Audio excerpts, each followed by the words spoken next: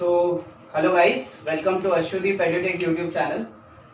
जैसे कि हम लोग बात कर रहे थे हेरिडिटी एंड इवोल्यूशन, तो आपने पहला वीडियो देखा रहेगा इवोल्यूशन का, जो introduction about evolution. 3.5 billion years life single cell से, और वो सिंगल सेल एटम से बना, एलिमेंट से बने, वो कैसे हुए हमने वो एक फ्लोचार्ट में देखा था। अगर आपने वो वीडियो नहीं देखा है so please watch it.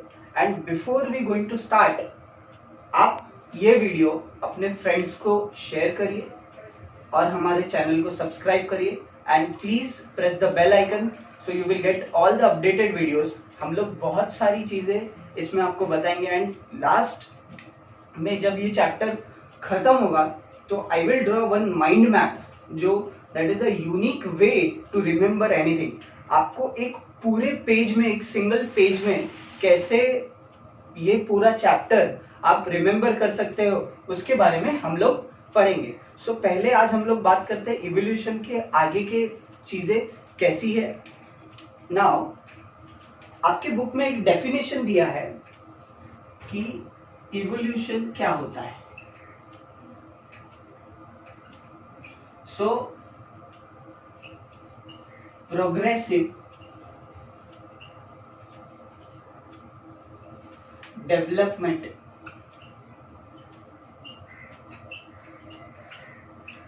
of plants and animals from the ancestor. Progressive development of plants and animals from the ancestor having different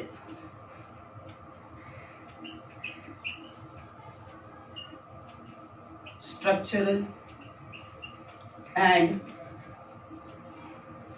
functional organization.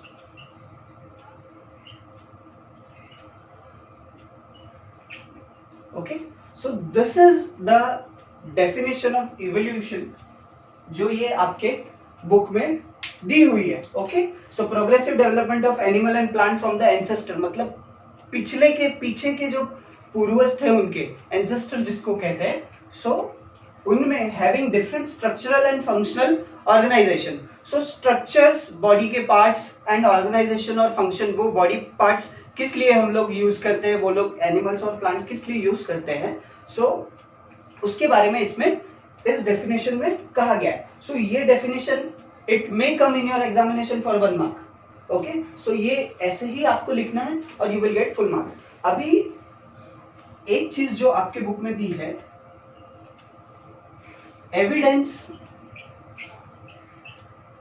Evidences of evolution. Okay, so evidences of evolution ये क्या होता है?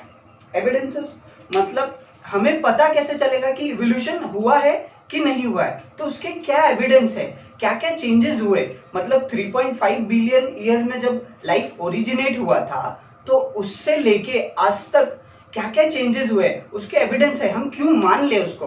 Okay, so this is in this topic we will study. Okay, now evidence of evolution में आपके 5 चीजों के बारे में बात की, 5 नहीं 6 चीजों के बारे में बात की गई है, वो फ्लो चार्ट में हम लोग बात करते हैं। तो first was morphological evidence. Okay, now second was anatomical evidence.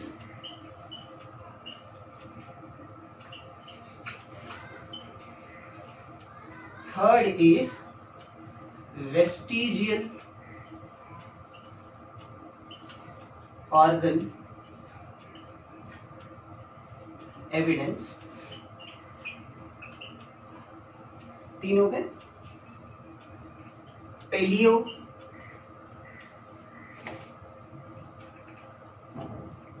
paleobotanical और paleontological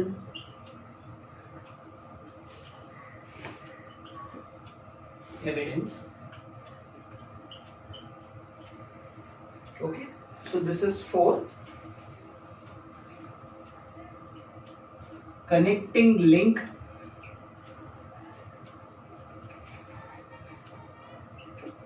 evidence, and last is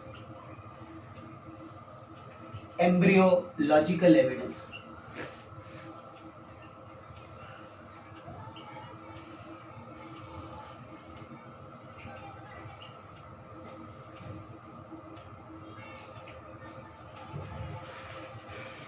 ठीक है,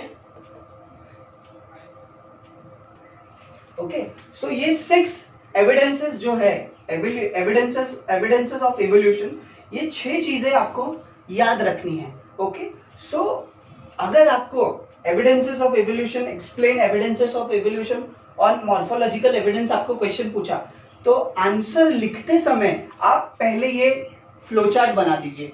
तो एज ए एग्जामिनर अगर मैंने ये फ्लो चार्ट देखा, evidences of evolution, morphological evidence, anatomical evidence, vestigial organ evidence, palaeobotanical, palaeontological evidence, connecting link evidence, embryological evidence, so I will easily come to know, yes, this particular boy or girl, it is he or she is aware about this evolution, evidence of evolution. So you need to draw this flow chart. So आपको easily, और ये कम से कम अगर आपने ये बहुत अच्छे से लिखा ये evidences, तो आपको ये फ्लो चार्ट ही 1 मार्क दिला देगा.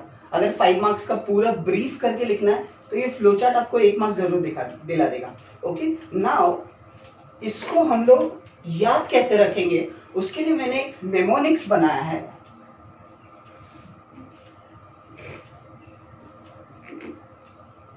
ओके, वो क्या है, यहां पे मां विजिट पे से आई. ओके, ऐसे आप इसको याद रख सकते. मां means morphological evidence, so morphology. A anatomy. Okay, visit vestigial.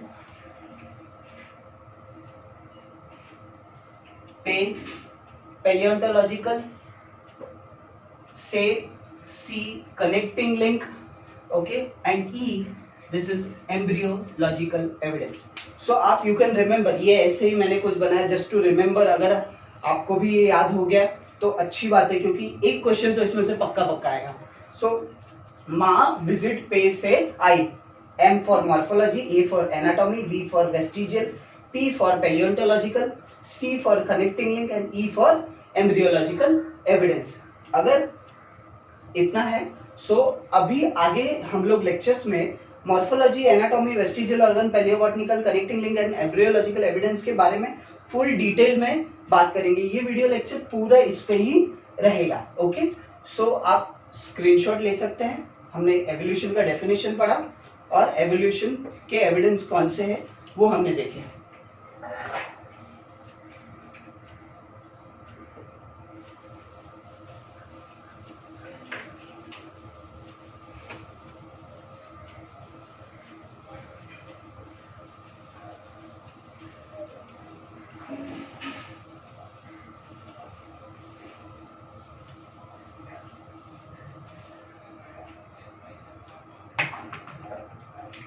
Now we will study one by one. First was morphological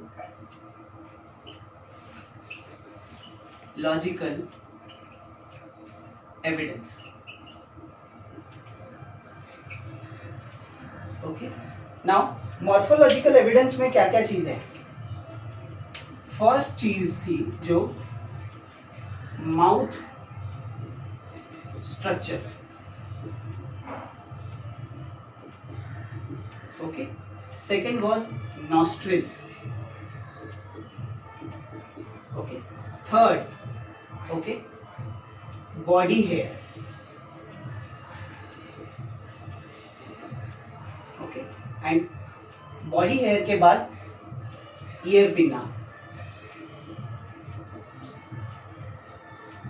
okay, ये जो चार चीजें थी मॉर्फोलॉजिकल एविडेंस में हमने देखा था. माउथ स्ट्रक्चर आपके बुक में ना अच्छे से पिक्चर्स दिए हुए हैं जो एनिमल्स मॉर्फोलॉजिकली सिमिलर है, माउथ स्ट्रक्चर कैसे दिखते हैं, नॉस्ट्रिल्स कैसे है. ये नॉस्ट्रिल जो है इवन डॉग का नॉस्ट्रिल और डोंकी का नॉस्ट्रिल या शिप का नॉस्ट्रिल आप देखोगे तो वो सिमिलैरिटीज दिखती है. तो उसमें हम लोग नॉस्ट्रिल को भी कंसिडर किया गया है. ये क्यों कंसिडर किया गया कि कहा जाता है कि इवोल्यूशन जो है वो एक ही स्पीशीज से इवॉल्व हुआ है, अलग अलग स्पीशीज बने हुए हैं. सो इसके बारे में हम लोग यहाँ पे देख रहे हैं. सो mouth structure, nostril, body hairs. But body hairs जो होते हैं, हेयर्स जो होते हैं एनिमल्स के, but it is also very important. ये मॉर्फोलॉजिकल एविडेंस है. आप पुराने एनिमल्स को अगर आप देखेंगे तो उनके जो बॉडी हेयर्स है वो बॉडी हेयर्स बहुत ज्यादा थे कंपेयरिंग टू टुडेज एनिमल. आज के जो बॉडी हेयर्स है वो थोड़े कम है. But body hairs also morphological evidence. Now अब क्या होता है कि आगे हम लोग देखेंगे कि बॉडी हेयर्स वेस्टिजियल ऑर्गन माने जाते हैं, but it is not. Scientifically body hairs की बात की जाए तो बॉडी हेयर्स एक ऐसी चीज है जो बॉडी का टेम्परेचर रेगुलेट करने की काम आती है. अगर आपने जैसे आप हिली रीजन्स में गए, हिमालयन रीजन्स में गए, तो अगर आपने कुछ सपोज स्वेटर नहीं पहना है तो body hairs work as a insulator, जो आप लोगों का स्वेटर का काम करती है. इसके वजह से बॉडी हेयर्स इज ऑल्सो. यहाँ पे आपके बुक में ये प्रॉपर एक्सप्लेन नहीं किया है कि बॉडी हेयर्स क्यों इसको वेस्टिजियल ऑर्गन में दिया. सो mouth structure, nostril, body hairs and ear pinna. This is, आप देखेंगे कि पहले आपके एंसेस्टर्स में ईयर पिन्ना का साइज बहुत बड़ा होता था.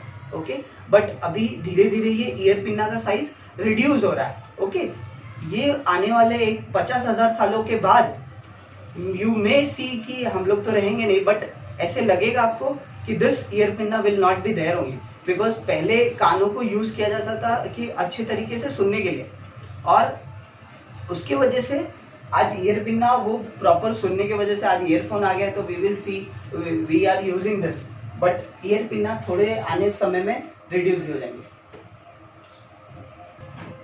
अभी नेक्स्ट देखेंगे जो है मा A. So second will B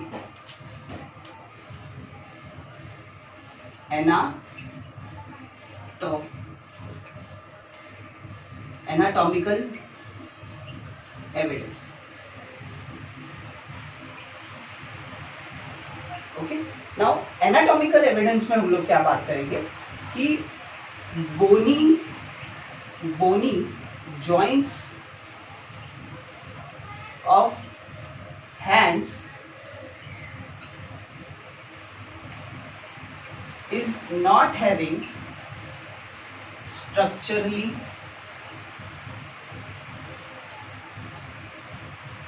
similarity.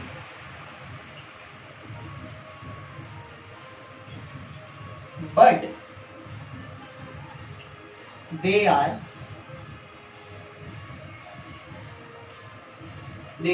having functional similarities. Okay, so bony joints of hand is not having structural similarity, but they are having functional similarities. ये जो जॉइंट है ना, बोनी जॉइंट, ओके, ये जो हाथ के जॉइंट्स होते हैं, अगर आप ध्यान से देखेंगे ना तो डक के ऊपर जो डक के भी लेग्स है ना वो स्ट्रक्चरली ऐसे ही कुछ पाम जैसे दिखते हैं. ओके, इवन कैट के लेग्स देखेंगे ना तो जॉइंट्स आपको स्ट्रक्चरल सिमिलैरिटी नहीं दिखेगी, बट ये जो हैंड्स है वो फैले होते रहते हैं एंड किसी को पकड़ने के लिए, कोई चीज कैच करने के लिए भी यूज. सिंपल, मंकी का हाथ और आपका हाथों में सिमिलैरिटीज है. जो बोनी जॉइंट सिमिलैरिटी नहीं है, बट खाने के लिए हम लोग यूज करते हैं. So this is a anatomical evidence कि जॉइंट्स जो है पुराने ऑर्गेनिज्म में भी सेम तरह के थे जैसे human beings evolve from apps. तो ये जॉइंट्स जो है एप्स से आए हैं, ओके, तो एप्स में भी फंक्शनली बोनी जॉइंट्स की सिमिलैरिटी नहीं होगी, बट जो फंक्शंस करते हैं खाने का या लेग्स की सिमिलैरिटीज है, ओके। सो जॉइंट्स की सिमिलैरिटी, बोन की सिमिलैरिटी नहीं होगी, बट फंक्शन, चलने की सिमिलैरिटी होगी। सो इसको यहाँ पे कहा गया है कि anatomical evidence. So this is how it has been seen. Now third one is vestigial evidence. Vestigial organ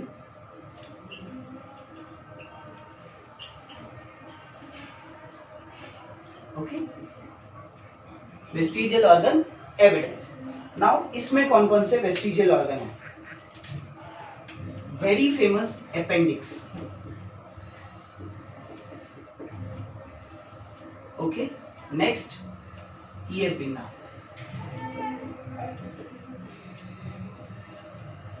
tailbone,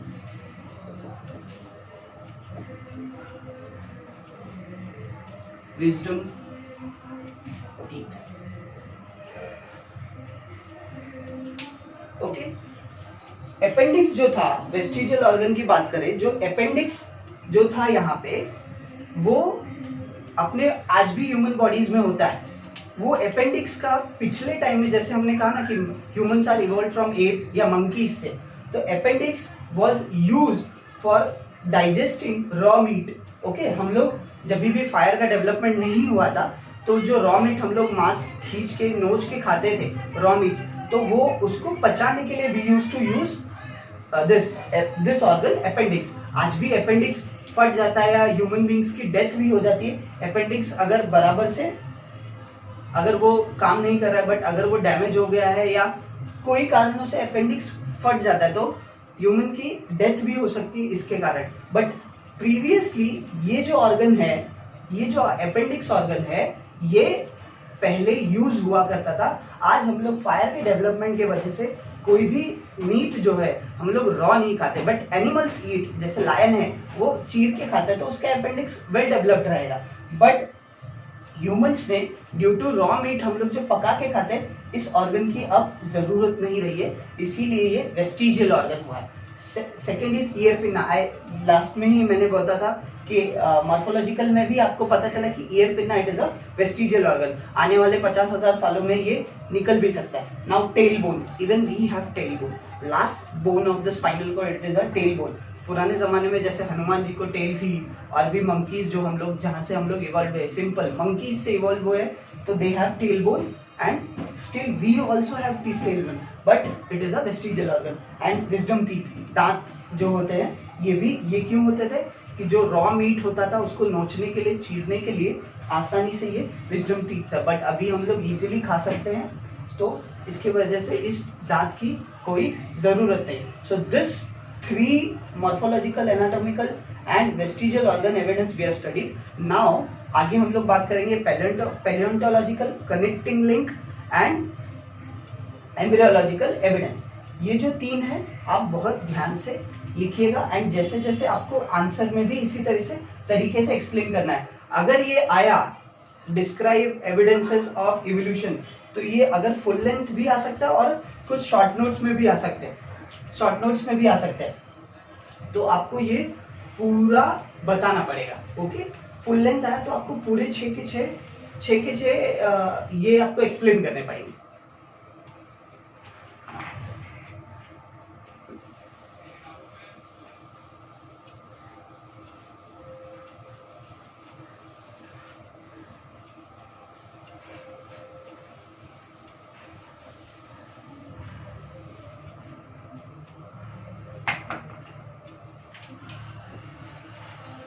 Now, fourth is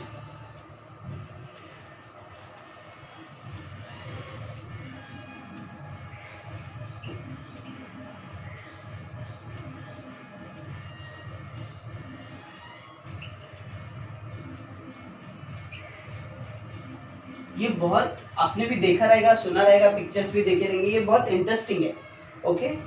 fossils of animals, okay. Like या एग्जाम्पल की बात करें तो dinosaur, okay, fossils of animal like dinosaur due to natural disasters, okay, like earthquake,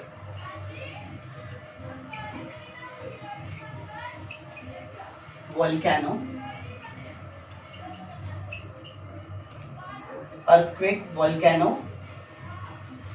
flood, etcetera, जो भी natural disasters हम लोग देखते हैं, okay, due to natural disaster like earthquake, volcano, flood, these animals have been buried into the soil, okay, okay, so natural disaster के वजह से ये जो एनिमल है की डेथ हुई और ये डेथ के बाद ये एनिमल फॉसिल्स के अंदर दब गए, सॉइल के अंदर दब गए, ओके। नाउ अगर अभी आगे हम लोग बात करेंगे fossils of animal like dinosaur due to natural disaster, okay. Now क्या हुआ रहेगा इस डायनासोर के साथ, क्या हुआ रहेगा जो आज भी हम लोग अगर हम लोग देखें तो डायनासोर के ये जो है you get bones of dinosaur, exhibitions भी होते हैं बोन्स में भी, एंड जोरासिक पार्क के जो ऑर्गेनिज्म थे, आपने अगर वो मूवी देखी रहेगी जोरासिक पार्क, ओके, जो स्टीवन स्पीलबर्ग की है, ओके, उसमें बहुत अच्छे से उन्होंने डायनासोर के बारे में बताया है। तो क्या हुआ रहेगा कि डायनासोर एक्सटिंक्ट हो गए और वो मर गए, ऐसी चीजें हैं जो डायनासोर का डेथ होने की वजह से क्या हुआ कि अर्थ पे एक एस्टेरॉइड टकराया था। वो एस्टेरॉइड इतना बड़ा था कि वो करीब करीब 10 किलोमीटर के रेंज तक फैल गया था, एंड उसकी वजह से एस्टेरॉइड टकराने की वजह से अर्थ का जो टेम्परेचर था वो बहुत बढ़ गया, एंड ये जो एनिमल्स थे ना ये सारे कोल्ड ब्लडेड एनिमल्स थे, and due to sudden rise in the earth temperature this particular animal does not bear those temperature, and उसकी वजह से उसका डेथ हुआ, एंड साइमल्टेनियसली वो एस्टेरॉइड टकराने की वजह से अर्थक्वेक, वोल्केनो इरप्शंस भी हुए, एंड वो डायनासोर जो है उनकी डेथ हुई, एंड फिर इवोल्यूशन होते होते लैंडस्लाइडिंग एंड एवरीथिंग होने की वजह से एक वो सारे सॉइल के नीचे आ गए। सो बरीड जो होते हैं ना, जो एकदम दबे होते हैं, जैसे हम लोग डेथ होने के बाद किसी को दफनाते हैं, वैसे ही ये डायनासोर्स का, बट ये बहुत अंदर डीप सॉइल के अंदर चले गए। बिहार में भी काफी जगह ऐसे है जहाँ पे डायनासोर्स की हड्डियां मिली है, इंडिया में भी ऐसे बहुत सारे जगह पे है, okay. So these have buried into soil. Now एक टेक्निक है इसमें कार्बन डेटिंग, कार्बन डेटिंग ये एक टेक्निक है जिसमें कार्बन 14 एंड कार्बन 12 के हेल्प से कार्बन 14 एंड कार्बन 12 के हेल्प से रेडियो एक्टिविटी टेक्निक होती है,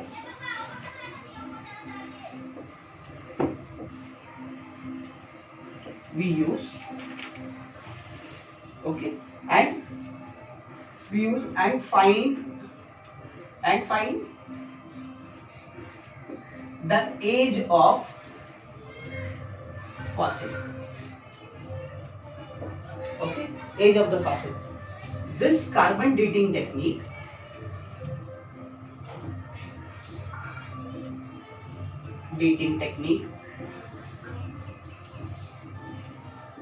specially used for age detection of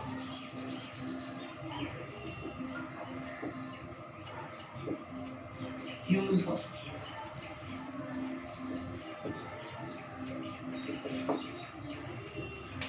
Okay, so age detection of human fossil.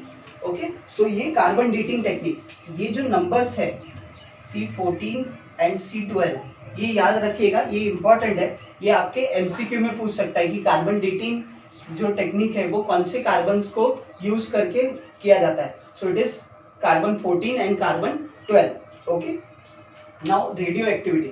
So paleontological evidence, आपको और कुछ इंफॉर्मेशन देता हूँ। आज भी हम लोग जो कोल, पेट्रोलियम, ये जो यूज करते हैं ना, कोल स्पेशली कोयला, तो ये सारे जो है वो जुरासिक एरा और ट्रायसिक एरा जो था प्लांट पास्ट में, उन प्लांट्स के फॉसिल्स हम लोग यूज करके ये सारी चीजें, आज भी पेट्रोलियम वगैरह हम लोग यूज करते हैं, कोल यूज करते हैं, ये उस समय के प्लांट्स का बरीड है और इतना कार्बन और इतना प्लांट्स था, उसकी वजह से हम लोग आज वो फ्यूल और पेट्रोलियम यूज कर रहे हैं। ओके, सो सोचिए कि कितना प्लांट्स होगा एंड कब से हम लोग यूज कर रहे हैं दिस पर्टिकुलर थिंग्स।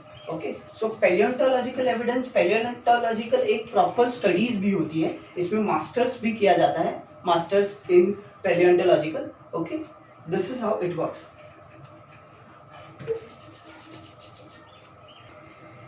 सो इसका डिस्क्रिप्शन इतना है, आप लोग लिख सकते हैं, आप स्क्रीनशॉट ले लीजिए। ओके, नाउ फिफ्थ वन जो हम लोग बात करेंगे वो है कनेक्टिंग लिंक। ओके, एक एनिमल है डकबिल प्लैटीपस। ओके, ये साइंटिफिक नेम है, इसके लिए इसको अंडरलाइन किया है। सो डकबिल प्लैटीपस, ये जो ऑर्गेनिज्म है, they lay eggs like reptiles and they have memory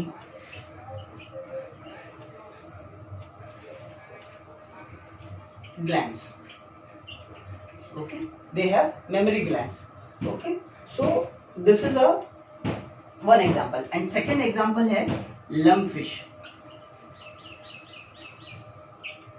Lungfish does respiration by gills. Respiration by lungs. Okay, respiration by lungs. Fish है तो रेस्पिरेशन किससे करना चाहिए? गिल से, बट ये करती है लंग्स से। Okay, duckbill platypus they lay eggs like reptiles and they have memory glands also. Okay, इसका क्या रीजन है आगे हम लोग देखेंगे। अगर आपने अच्छे से लिख लिया है तो स्क्रीनशॉट आप लोग ले सकते हैं।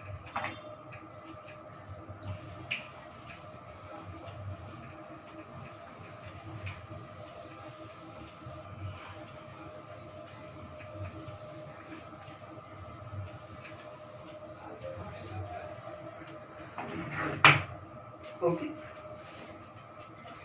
so lungfish does respiration by lungs. So this is the evidence mammals are derived from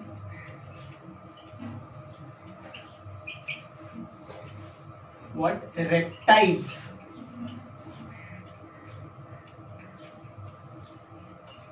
Reptiles and amphibians. Okay, so this is the evidence mammals are derived from reptiles and amphibians. So ये सारा चीजें आपको answers में लिखना है। अगर आपको पूछा कि explain connecting link of evidence in evolution, तो आपको सबसे पहले एविडेंसेस ऑफ इवोल्यूशन, उसका फ्लो चार्ट बनाना है एंड कनेक्टिंग लिंक को आपको एक्सप्लेन करना है। That's it, you will gate 2 marks full. ये अगर एक एक पूछा तो 2 मार्क के लिए क्वेश्चन आएगा, तो आपको फ्लो चार्ट बनाना है, तो फ्लो चार्ट आपको पूरा 1 मार्क्स जरूर दे देगा। एंड आपको इसमें ये पूछा कि पूरा एक्सप्लेन करना है 5 मार्क्स के लिए, तो आपको पूरा जो मैंने अभी तक लिख के दिया है आपको, you have to study and write it. Okay, now last one is embryological evidence.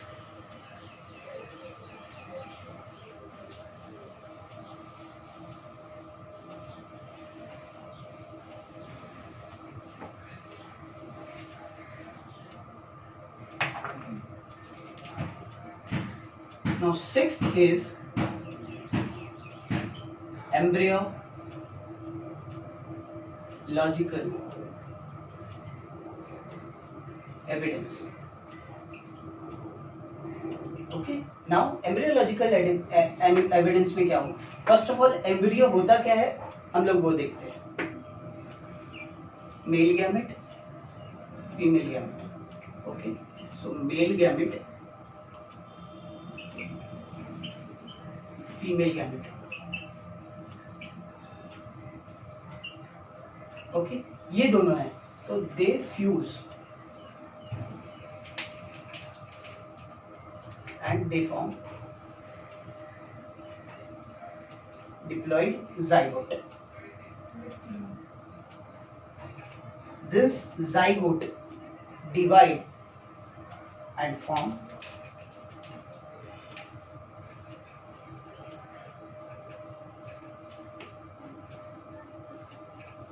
a mass of cells.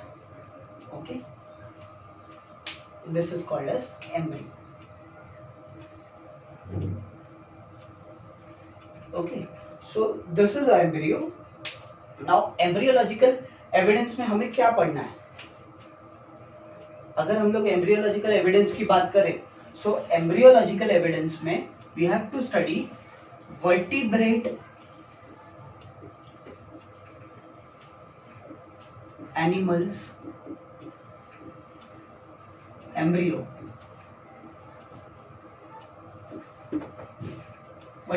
Vertebrate animal embryo. आपकी बुक में ना बहुत अच्छा स्पर्म्स के सारे डायग्राम है एंड जैसे जैसे वो डिवाइड होता है एंड वर्टिब्रेट्स में उसके स्ट्रक्चर्स सेम होते हैं. तो now vertebrate animal embryo in the beginning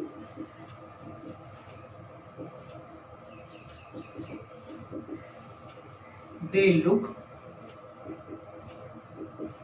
similar, but as development starts,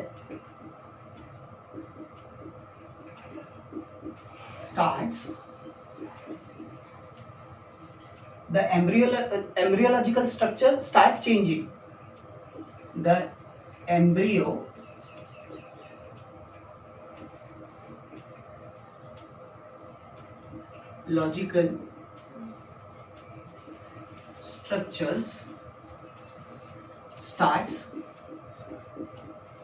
changing.